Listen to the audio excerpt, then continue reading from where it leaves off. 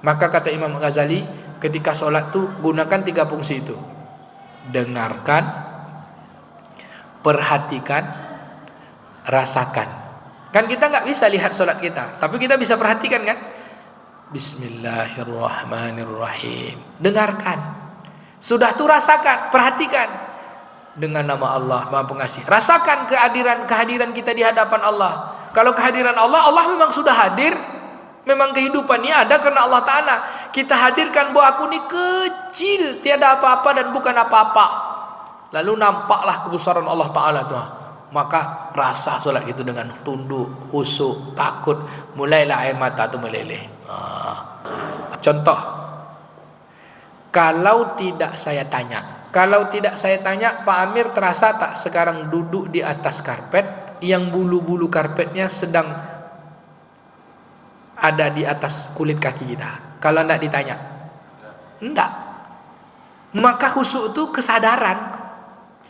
Sadar, dengarkan, perhatian, rasakan. Kesadaran.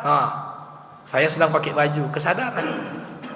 Maka kata Imam Al-Ghazali, sadar itu zikir, zikir itulah menghadirkan khusyuk. Dengarkan, perhatikan, rasakan. Kenapa kita bisa lupa jumlah rakaat sholat? Karena kita tak perhatian. Kenapa kita ingat kunci yang tertinggal di sebalik bantal ketika sholat? Karena kita ingatnya kunci. Karena kita dalam sholat.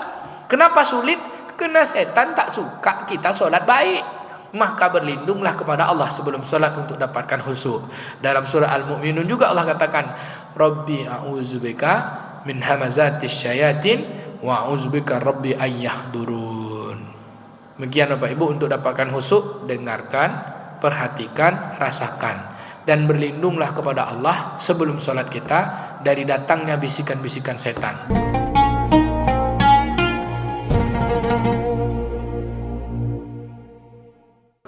Assalamualaikum warahmatullahi wabarakatuh.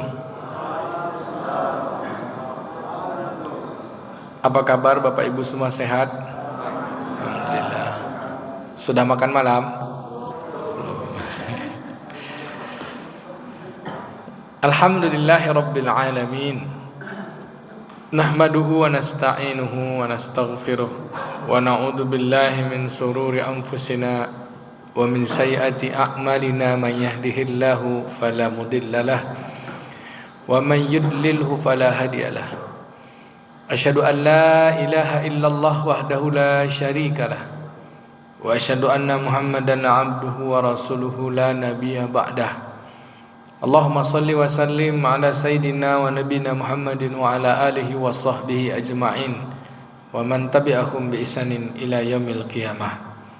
Allahumma bika amsayna wa bika nahya wa bika namut wa ilaikal masir.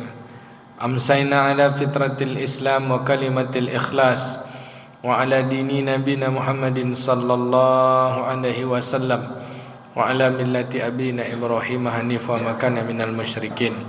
Na'udzu bi kalimatillahi tammati min syarri ma khalaq. Bismillahilladzi la yadurru ma'asmihi shay'un fil ardi wa la fis sama' wa huwas samiul alim. Amin ya rabbal alamin. Yang saya muliakan para alim ulama, cerdik pandai, pemuka masyarakat, pengurus ketua masjid, Pak Imam, seluruh jamaah, ayah-ayah kami, bunda-bunda, abang-abang, kakak-kakak, adik-adik, seluruh yang hadir yang besar tak dapat saya himbau gelar. Nama-nama bapak, ibu, abang, kakak seluruhnya tak dapat pula saya sapa satu persatu. Saya hanya dapat mendoakan semoga kita semua senantiasa diberi Allah keberkahan, dirahmati dalam setiap urusan. Salah silap kita Allah beri ampunan. Semua yang baik-baik tidak hanya sekedar baik, tapi diterima Allah sebagai bekal amal kita berjumpa Allah di hari kemudian.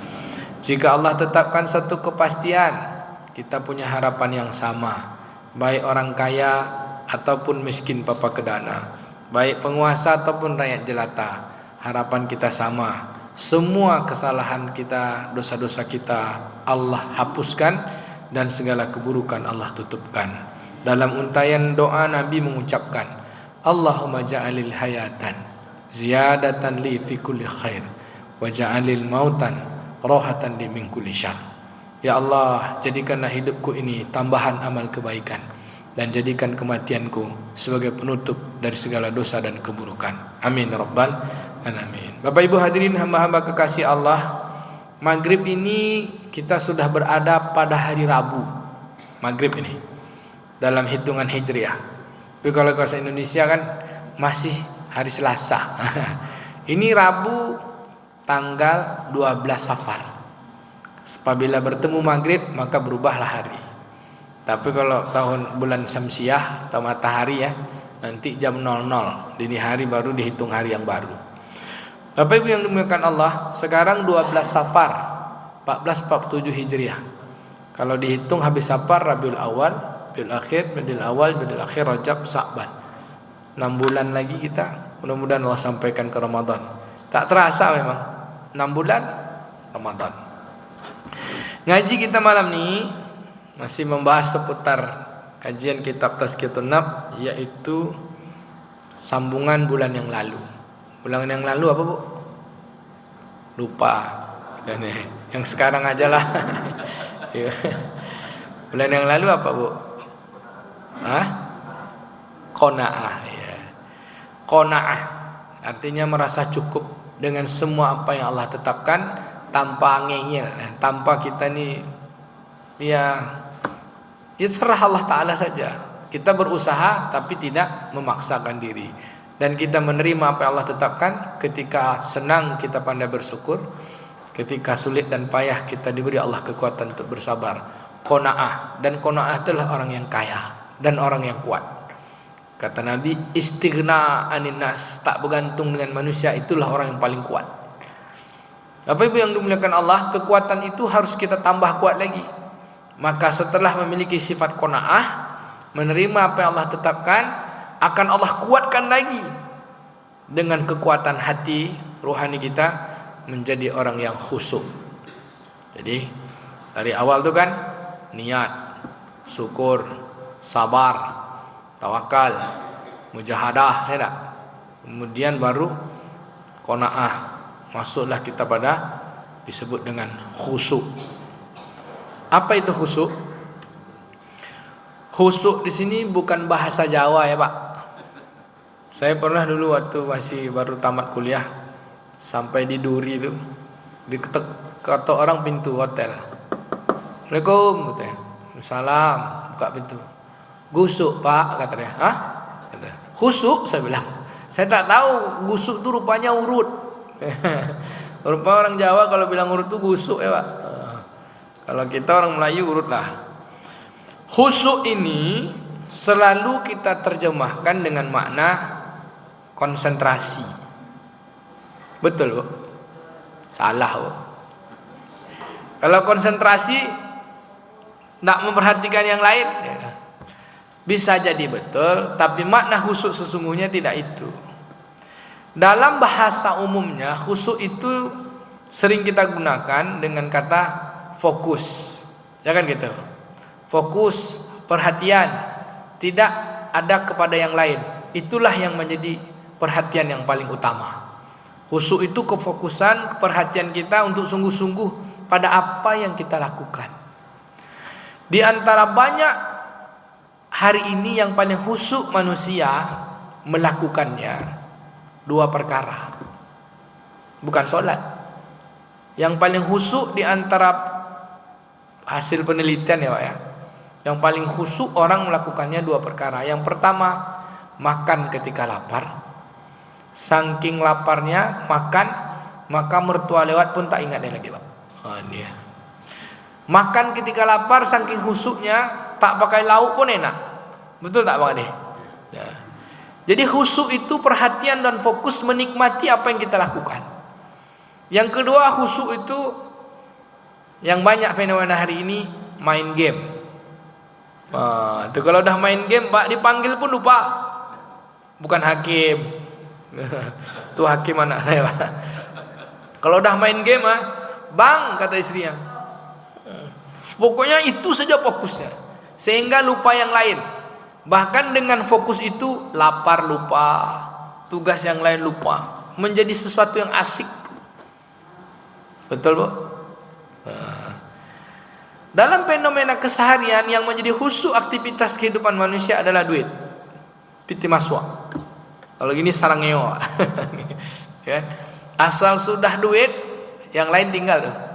Oh pitiku nanti lah dulu piti kok. Kan gitu. Kalau udah dengan uang berurusan, maka yang lain ditinggalkannya. Bahkan kadang-kadang ada yang meninggalkan sholat gara-gara uang. Betul tak, Pak? Bukan betul lagi, banyak. Maka itulah fokus yang menjadi perhatian utama dalam setiap perbuatan itu, itulah dia khusyuk. Khusyuk itu mengandung rasa. Rasa ada yang diinginkan, ada yang diharapkan. Sehingga dalam maknanya khusyuk itu adalah ketenangan, ketundukan, penuh perhatian, yang kemudian ia merasakan kenyamanan. Bapak Ibu, ketenangan, ketundukan, kenyamanan, perhatian yang betul-betul pada apa yang dia lakukan, yang menghasilkan perasaan yang lapang. Bapak Ibu, mana lebih khusyuk kita dapat duit daripada kita solat 2 rakaat? Duit kan, Pak? Yang paling hebat tuh pas saat duit, kita cari duit, khusyuk tak ada, kita ingat solat. Tapi solat ingat, ada duit tadi tuh 50.000 di atas tuh, kau terlambat tuh diambil orang. Bapak Ibu yang dimuliakan Allah, kata Imam Al-Ghazali, khusyuk itu sesuatu yang hati menghadap kepadanya. Hati bukan wajah. Sesuatu yang hati menghadap kepadanya, itu saja yang menjadi perhatiannya. Maka ketika kita sholat untuk menghadirkan khusyuk, apa kita katakan? Wajjahtu wajhiya lillazi fataras samawati wal. Kuhadapkan wajahku. Wajah ini dah kita hadapkan, tapi kadang wajah hati kita tak kita hadapkan. Wajah sudah berhadapan, tapi hati kita tak kemana-mana. Bapak Ibu yang dimuliakan Allah, maka khusyuk kepada Allah Subhanahu wa Ta'ala akan menghadirkan khusyuk kepada yang lain. Ini makna khusyuk yang pertama. Makna khusyuk yang kedua adalah ketundukan, kepatuhan. Dan khusyuk, ketundukan dan kepatuhan inilah yang Allah berikan hanya kepada orang-orang yang beriman, yang hadiahnya adalah surga. Siapa mereka yang khusyuk? Orang yang kenal dengan Allah. A'udzubillahi minasyaitonir rajim. Innama yakhsyallahi min ibadihil ulama. Sesungguhnya di antara hamba-hamba Allah yang patuh, yang tunduk, hanyalah orang-orang yang berilmu. Dan surga itu Allah berikan hanya untuk orang beriman dan beramal soleh. Beriman dan beramal soleh yang seperti mana? Orang-orang yang khusyuk. Lalu diterjemahkan khusyuk itu adalah yang takut. Buka surah Al-Bayyinah 2 atau 3 ayat terakhir. Kita baca ya. A'udzubillahi minasyaitonir rajim. Bismillahirrahmanirrahim. Innal ladzina amanu wa 'amilus solihati ulaika hum khairul bariyah. Jazaohum 'inda rabbihim jannatu 'adnin tajri min tahtihal anharu khalidina fiha abada. Radhiyallahu anhum wa radu an. Dzalika liman khasyiya rabbah. Orang-orang beriman beramal soleh itu merekalah sebaik-baiknya makhluk. Dibalas bagi mereka surga. Mereka dimasukkan dalam surga Jannatu Adnin, yang di dalamnya ada sungai-sungai yang mengalir. Mereka kekal di dalamnya selama-lamanya. Allah ridho kepada mereka dan mereka ridho kepada Allah. Itulah dia, kata Allah. Zalika, bukan ulaika Allah katakan. Zalika, yang mana zalika? Surga. Surga itu liman khasya rabbah. Allah untukkan hanya kepada orang yang khusyuk kepada Tuhannya. Kalau orang khusyuk kepada duit, bisa Pak untuk masuk surga, Pak? Tidak ada jaminan. Tapi khusyuknya mencari duit untuk Allah Ta'ala, insyaAllah. Khasya rabbah. Baik. Jadi apa itu khusyuk? Perhatian, menghadapkan hati, ketenangan, ketundukan, rasa takut. Kenapa kita bisa perhatian dengan duit? Kalau tak ada duit takut kita, Pak. Betul tak, Pak? Oh, ada duit dong. Wah, ni tak ada dapat duit ngapa? Nanti tak ada makan. Akhirnya duit aja yang terpikir ya. Perhatiannya dengan duit. Bapak Ibu yang dimuliakan Allah. Lalu di mana dalil-dalil khusyuk dalam Al-Qur'an? Banyak. Allah katakan di dalam surah Al-Mu'minun ayat 1 2. A'udzubillahi minasyaitonir rajim. Qad aflahal mu'minun. Sungguh beruntung. Tapi untung di sini bukan sekedar untung, tapi sukses. Aflah, menanglah orang-orang yang beriman. Siapa yang menang di antara orang beriman? Yang pertama, allazina hum fi salatihim khashi'un. Mereka orang-orang yang solat dengan khusyuk.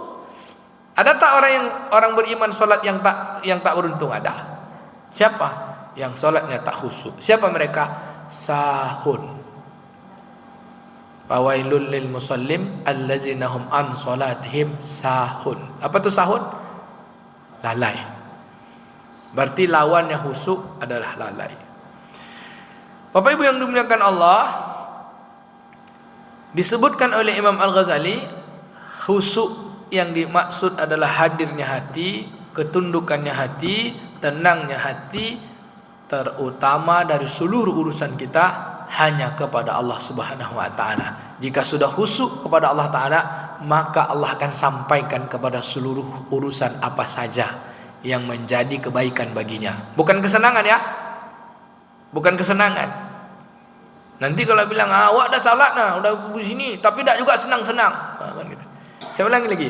Khusyuk adalah ketundukan, perhatian, hadirnya hati dan ketenangan menghadapkan hatinya kepada Allah Subhanahu wa taala sehingga seluruh urusan-urusannya Allah jadikan kebaikan. Baik di sini bukan senang.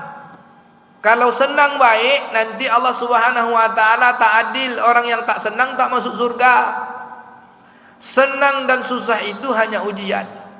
Maka bagi orang beriman, senangnya baik, susahnya baik. Apabila dia khusyuk kepada Allah, senang dan susah itu katanya biasa-biasa saja. La haula wala quwata illa billah. Itulah yang Allah berikan kepada para nabi dan orang-orang pilihan di antara orang-orang soleh. Nabi itu 25 nabi dan rasul. Berapa orang yang senang Bapak Ibu? 2 aja, Pak. Nabi Sulaiman dengan Nabi Yusuf. Lebihnya payah. Apalagi Rasulullah SAW. Apalagi Nabi Ayub. Apalagi Nabi Adam. Nabi Adam susah hidupnya, Bu. Baju aja tak ada. Duit pun tak ada Nabi Adam. Nabi Adam kira-kira perlu duit tak, Bu? Tak ada orang jualan, ngapain pakai duit? Nabi Adam dia perlunya cuma satu, hadapkan hatinya kepada Allah Ta'ala agar dosanya diampuni. Dosanya, bukan dosa-dosanya, dosa. Hanya satu kesalahannya, makan buah kuldi. Dia menghadapkan hati kepada Allah agar Allah ampunkan kesalahan makan buah kuldi itu. Khusyuknya 40 tahun, nangis setiap hari, menjadi perhatian, tunduk, sampai Allah berikan ampunan baru dapat ketenangan. 40 tahun lamanya menghadirkan hati. Rabbana zalamna anfusana wa illam taghfir lana wa tarhamna lanakunanna minal khasirin. Satu salahnya 40 tahun minta ampunnya. Salah kita berapa Pak Ibu? Ya Rabb. Bapak Ibu yang dimuliakan Allah Subhanahu wa taala. Harusnya khusyuknya Nabi Adam begitu. Harusnya kita lebih khusyuk. Allah Subhanahu wa taala menegur orang-orang beriman agar hati mereka tidak keras. Segera menghusyukkan hati dengan jalan apa? Salat dan zikir kepada Allah Ta'ala. Apa kata Allah di dalam surah Al-Hadid ayat 16? A'udzubillahi minasyaitonir rajim. Alam ya'ni lillazina amanu an tahsha'a qulubuhum li zikrillah wa ma nazala minal haqq. Belumkah datang waktunya bagi orang-orang yang beriman untuk khusyuk hati mereka mengingat Allah dan kepada kebenaran yang Allah turunkan kepada mereka, kepada para nabi dan rasul yang menjadi tujuan, jadi tauladan kehidupan kita. Maka Bapak Ibu, belumkah datang lagi kata Allah bagi kalian orang beriman untuk khusyuk? Khusyuklah seperti mana yang Allah turunkan kepada para nabi. Orang-orang yang khusyuk dengan salatnya akan Allah khusyukkan dengan urusan yang lain. Allah akan beri jalan solusi kehidupannya sehingga khusyuk itu meringankan dari apapun yang dia dapatkan. Senang itu bisa masalah, Bu. Ada orang senang jadi masalah, Pak. Bang Ade ada nak senang jadi masalah? Ada. Banyak senang jadi masalah. Nabi Yusuf aja lah, gara-gara disenangi oleh ayahnya, kakaknya, abang-abangnya tak suka dengan dia. Bahkan dia dibunuh kan, tapi Allah selamatkan. Gara-gara disenangi oleh Siti Zulaikha, di penjara dia, Pak. Dia senang nih bukan enak juga. Senang orang sama kita, terpilih kita jadi gubernur. Tahu banyak masalah. Duit kurang pula, kasihan Pak Wahid dia Pak kan. Banyak masalah ya kan. Perasaannya senang, tahu apa masalah dia kan. Kita doakanlah Pak Gubernur kita ini selesai masalah ya. Bapak Ibu yang dimuliakan Allah, susah senang itu bukan penderitaan, senang itu bukan kebahagiaan. Susah senang itu ujian, penderitaan itu kalau kita berdosa, kemudian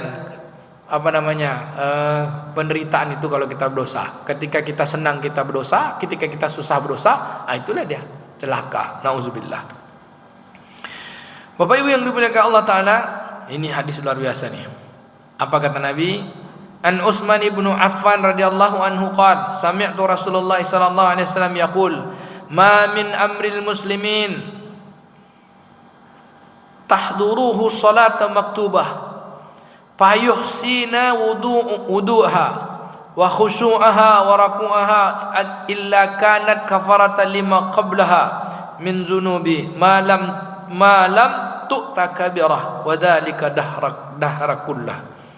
Dari Utsman bin Affan radhiyallahu anhu yang berkata, aku mendengar Rasulullah SAW bersabda, tidaklah seorang muslim datang waktu solatnya, melaksanakan solat wajibnya, lalu dia sempurnakan wuduknya, lalu dia khusyuk dalam rukuknya, kecuali semuanya dosa-dosanya diampunkan, dosa-dosa sebelumnya diampunkan, selama ia tidak melakukan dosa-dosa besar.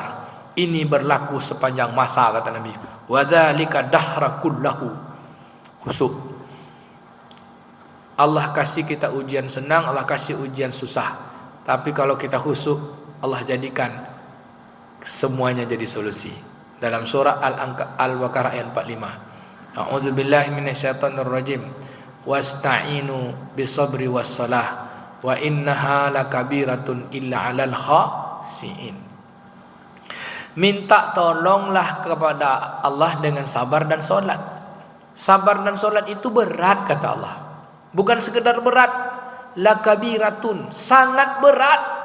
Dalam bahasanya tuh sabar solat itu sulit, sangat sulit. Tapi sabar solat itu menjadi pertolongan sangat mudah kalau khusyuk. Kan gitu lawannya. Mintalah tolong sabar dan solat, sesungguhnya itu berat, kecuali bagi orang yang khusyuk. Kalau berat solat itu, maka diberi Allah apa? Illa 'alal khashiin, kecuali orang yang khusyuk. Maknanya apa Pak Ibu? Kalau kita khusyuk ringan. Nih. Pertanyaannya yang ketiga, kira-kira kita khusyuk atau sudah khusyuk atau belum khusyuk? Jawab aja dulu insyaallah. Khusyuk ini sebuah kenikmatan, Pak. Betul. Saking nikmatnya kita lupa dengan yang lain. Contohlah kalau anak-anak kita main game, saking nikmatnya main game, dipanggil pun tak ingat, makan tak ingat, solat tak ingat, mandi tak ingat. Dia khusyuk dengan mainannya. Orang khusyuk dengan maksiatnya, dia fokus dengan maksiat aja, dia lupa dengan dosa-dosanya. Khusyuk dengan satu kegiatannya, dia fokus dengan kegiatan itu, maka dia lupa dengan kegiatan yang lain. Khusyuk dia selingkuh, Pak. Ada tak orang khusyuk selingkuh? Ada kan? Menjadi perhatian baginya. Dia tinggalkan istrinya, dia tinggalkan suaminya. Kenapa? Karena itu baginya nikmat. Padahal khusyuk itu adalah khusyuk yang terlaknat. Khusyuk yang nikmat itu adalah khusyuk yang membuat kebaikan. Ialah khusyuk kepada Allah. Khusyuk buat kebaikan. Senang ingat Allah, susah pun ingat Allah. Kebaikan yang dimaksud adalah pahala. Apa kata Nabi, Pak? Khusyuk ini sebuah kenikmatan. An Abi Darda radhiyallahu anhu qala awwala ilmu yarfa' minan nasi al-khusyu'. Dahsyat hadisnya.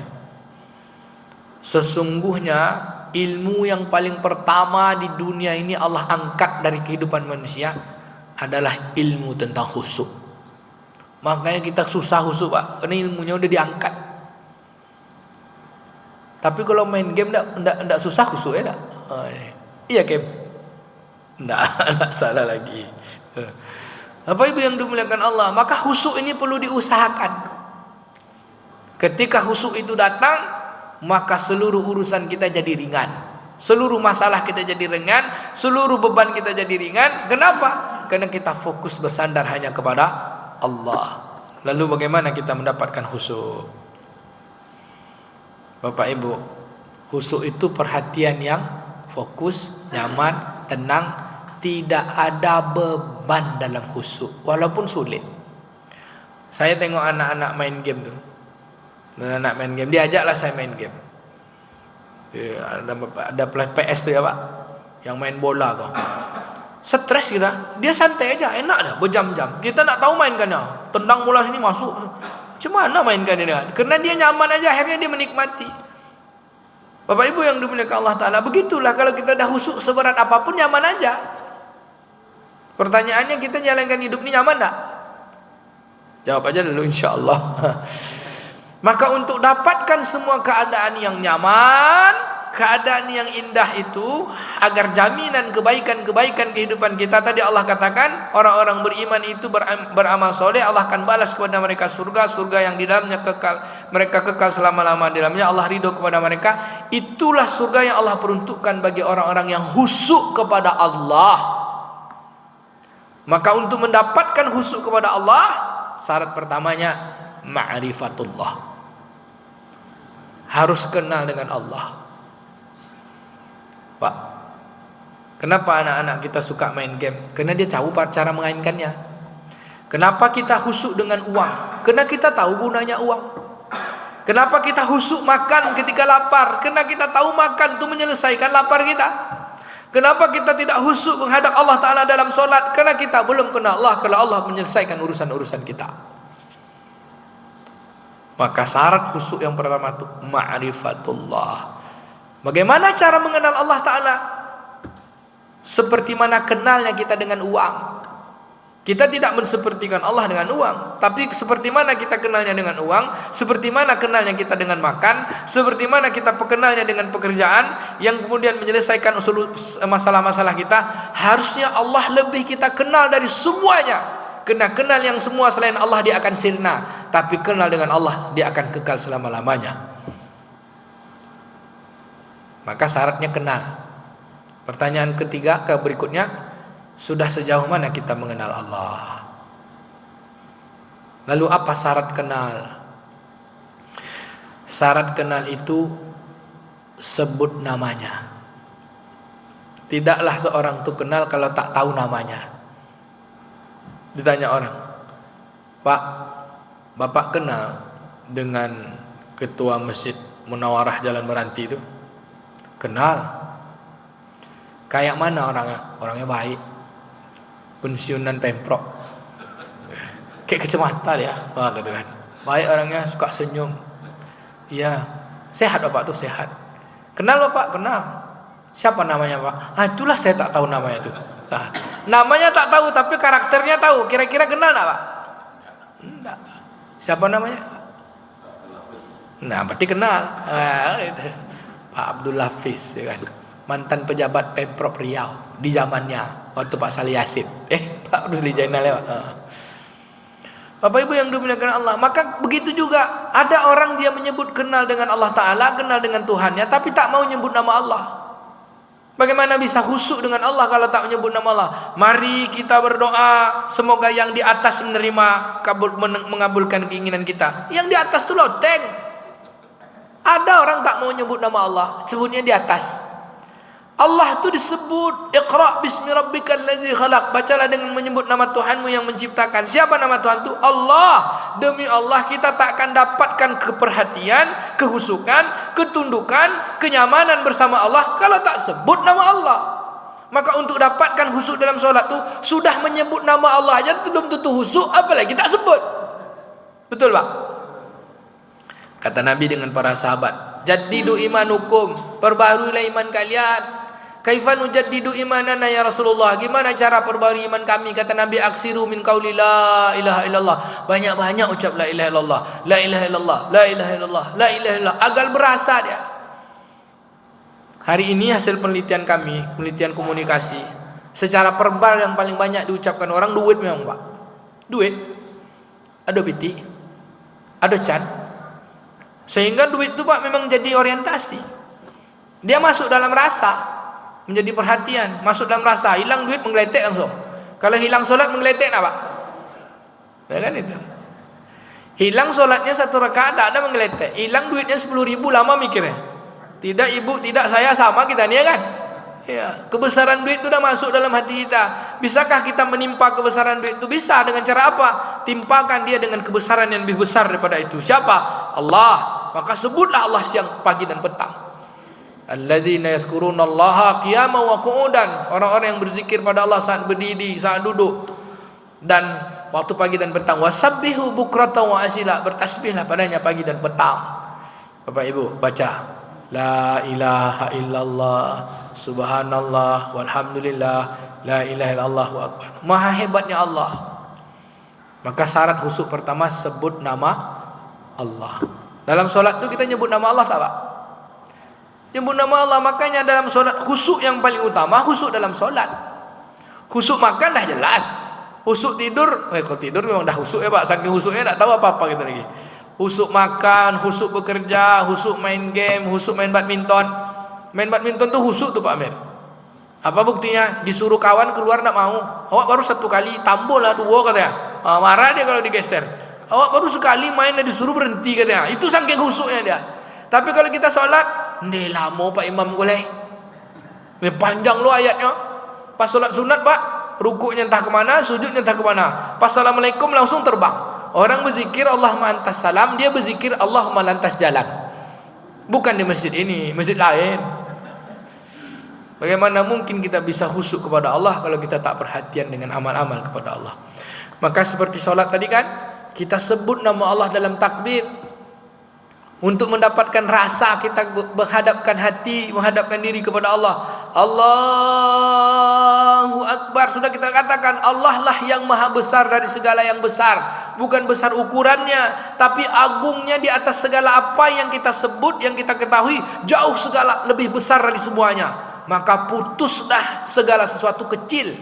Putuslah hubungan kita dengan semua makhluk kecuali hanya dengan Allah. Baru kita katakan wajjahtu wajhiya lillazi. Bahkan ditambahkan Allahu Akbar kabira walhamdulillahi katsira.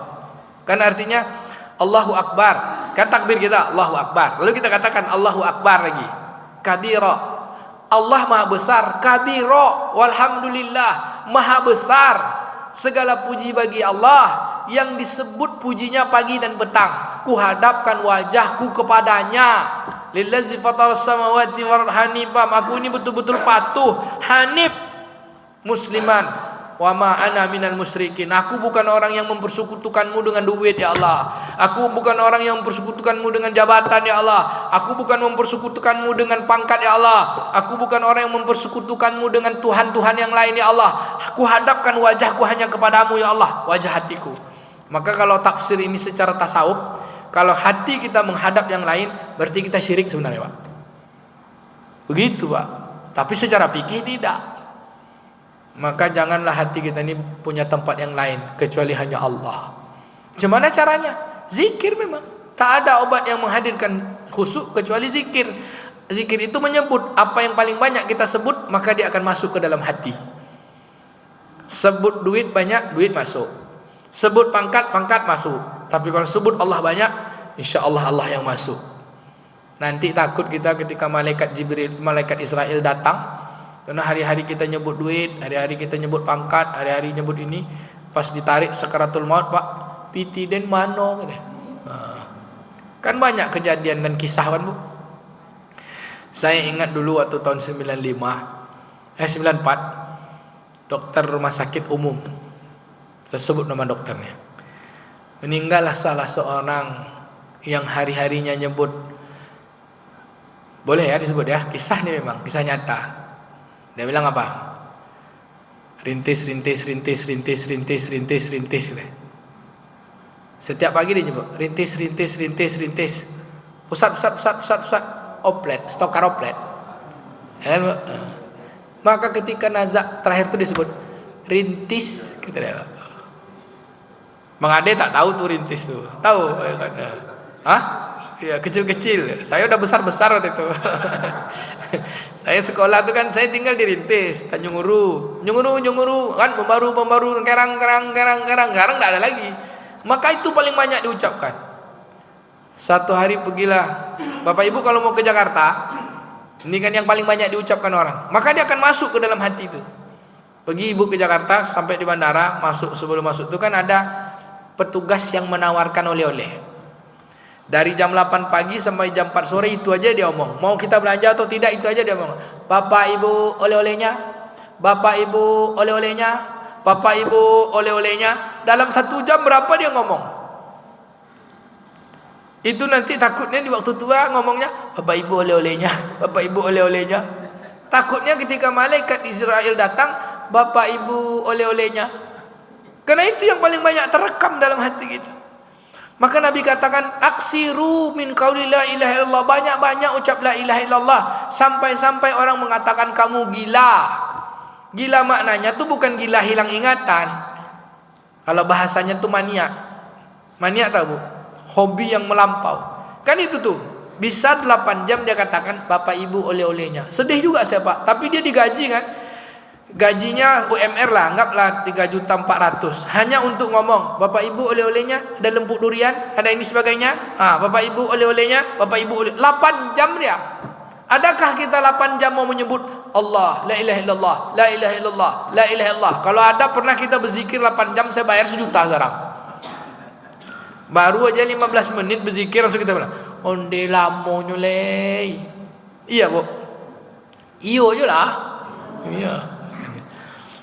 Maka seperti ini, bagaimana mungkin kita bisa husuk kepada Allah Ta'ala, tapi dengan Allah amalnya sedikit, tapi untuk urusan-urusan yang menurut kita penting, padahal pentingnya sementara, kita bisa berlama-lama.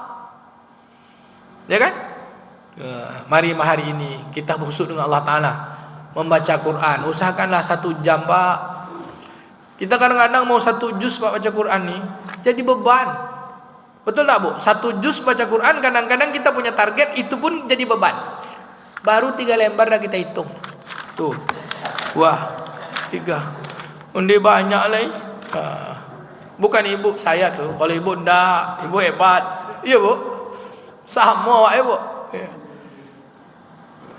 Baik. Yang bagian berikutnya. Di antara amal yang paling tak disukai oleh setan, dari golongan jin dan golongan manusia, terutama dari golongan jin, para pengikut iblis laknatullah alaih, semua kebaikan, semua yang mendatangkan pahala, dia tidak ingin kita khusyuk, dia tak ingin kita nyaman di dalamnya. Demi Allah, dia tak ingin kita perhatian dengannya, dia tak ingin kita betul-betul melakukannya, dia ingin kita main-main sampai kita tinggalkan amal tersebut. Maka tidak ada amal yang paling sulit khusyuknya kecuali solat. Kenapa? Karena solat yang paling dibenci oleh iblis. Apa amalan yang paling senang kita khusyuk? Main game, main badminton, makan. Maaf Pak ya, khusyuk manusia ini 2 nih kalau konteks ilmu psikologi. 1, saat berhubungan suami istri. Yang kedua, saat buang air besar. Itu khusyuk betul tuh Pak. Tak ada kita ingat yang lain tuh. Cepatlah keluar kata kita kan. Sudah saking khusyuknya kita pun melupakannya. Tak ada lagi kita kenang-kenang. Ada nak orang sambil tuh menghayal Pak? Ada mungkin ya. Bapak Ibu yang dimuliakan Allah, tapi dalam solat banyak kita ngayal. Allahu Akbar. Sudah kita katakan Allah Maha Besar. Sudah tuh masuk lagi yang lain. Kunci mobil lah, pagar yang belum tertutup tadi lah. Habis ini materi ceramah Ustaz apalah. Kadang-kadang Ustaz gitu tuh. Lupa dia baca kitab sebelum pengajian tuh. Dalam solat tuh dia mikir, apalah materi sudah kau ya katanya. Mencari materi dalam solat. Betul Pak. Berat sekali khusyuk dalam solat. Kenapa? Setan tak suka solat kita berprestasi. Maka tak ada cara untuk mendapatkan khusyuk dalam solat kecuali dengan sungguh-sungguh melaksanakan solat. Perhatian dengan solat, seperti mana perhatian kita terhadap segala sesuatu yang buat kita nyaman, maka nyamanlah dengan solat. Bapak Ibu bisa nyaman dalam solat? Baik. Saya singkat aja. Lalu macam mana cara dapatkan khusyuk? Kan tadi senang, nyaman. Kenapa anak-anak kita bisa enak main game? Karena dia tahu. Kenapa kita bisa enak makan? Karena kita dapat rasanya. Kan Pak ya? Walaupun kalau udah lapar tuh tak ada lauk, pakai garam aja enak tuh. Karena kita dapat rasanya. Lalu bagaimana kita bisa mendapatkan rasa dalam solat? Sehingga solat kita punya kesenangan. Kita punya kesenangan dalam solat, punya perhatian dengan solat, punya kenyamanan dalam solat, sehingga semua urusan-urusan yang lain nanti Allah akan beri pertolongan dari khusyuk solatnya kita. Bu, Pak, 3 caranya. 1, gunakan fungsi telinga, gunakan fungsi mata, gunakan fungsi hati. Khusyuk itu bukan pekerjaan tangan, bukan pekerjaan mulut, bukan pekerjaan mata, tapi gunakan fungsinya. Khusyuk itu pekerjaan hati. Hati itu tempat bersemayamnya roh. Roh itu fungsinya hanya 3. Mendengar, melihat, merasakan. Tidak pernah ditemukan di bumi ini orang hidup peka sekaligus buta. Kalau ada orang peka, dia tak akan buta. Kalau dia peka buta pasti mati. Karena tidak akan berfungsi hatinya. Tidak pernah ditemukan orang buta peka dan tak pernah ditemukan orang peka buta. Kalau dia buta, pasti dia mendengar. Kalau dia peka, dia bisa bisu, tapi dia tak akan buta. Karena ini fungsi ruhani. Allah sebut dalam surah As-Sajdah ayat 9. Summa sawahu wa nafakha fihi min ruh. Kemudian kami sempurnakan penciptaan manusia itu dengan ditiupkan roh. Wa ja'alnakumus sam'a, kamu bisa mendengar. Wal absar, kamu punya perhatian, punya penglihatan, bukan mata, bukan uznun, tapi sami', bukan ainun, tapi basar. Lalu Allah katakan wal afidah, bukan qulub, bukan qalbi, tapi afidah. Apa dia? Rasa. Maka kata Imam Ghazali, ketika sholat tuh gunakan 3 fungsi itu. Dengarkan, perhatikan, rasakan. Kan kita nggak bisa lihat sholat kita, tapi kita bisa perhatikan kan? Bismillahirrahmanirrahim. Dengarkan. Sudah tuh rasakan, perhatikan. Dengan nama Allah Maha Pengasih. Rasakan kehadiran kita di hadapan Allah. Kalau kehadiran Allah, Allah memang sudah hadir. Memang kehidupan ini ada karena Allah Ta'ala. Kita hadirkan bahwa aku ini kecil, tiada apa-apa dan bukan apa-apa. Lalu nampaklah kebesaran Allah Ta'ala tuh. Maka rasa solat itu dengan tunduk, khusyuk, takut. Mulailah air mata itu meleleh. Aku bukan apa-apa dan bukan siapa-siapa. Maka untuk dapatkan khusyuk kan, dengarkan, perhatikan, rasakan. Bisa Pak Bu? Nah, contoh, kalau tidak saya tanya, ini kalau tidak saya tanya, Pak Amir lah. Kalau tidak saya tanya, Pak Amir terasa tak sekarang duduk di atas karpet yang bulu-bulu karpetnya sedang ada di atas kulit kaki kita? Kalau tidak ditanya, enggak.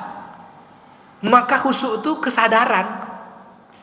Sadar, dengarkan, perhatian, rasakan. Kesadaran.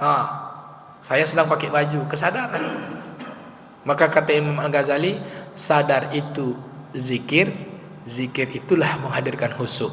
Dengarkan, perhatikan, rasakan. Kenapa kita bisa lupa jumlah rakaat sholat? Karena kita tak perhatian. Kenapa kita ingat kunci yang tertinggal di sebalik bantal ketika sholat? Karena kita ingatnya kunci. Karena kita dalam sholat. Kenapa sulit? Karena setan tak suka kita sholat baik. Maka berlindunglah kepada Allah sebelum sholat untuk dapatkan khusyuk. Dalam surah Al-Mu'minun juga Allah katakan, Rabbi a'udzubika min hamazatis syayatin wa a'udzubika Rabbi ayyahdurun. Subhanakallahumma bihamdika asyhadu an la ilaha illa anta nastaghfiruka wa natubu ilaik. Wa sallallahu ala nabiyyina Muhammadin wa ala alihi washabbihi ajma'in. Walhamdulillahirabbil alamin. Wassalamu alaikum warahmatullahi wabarakatuh.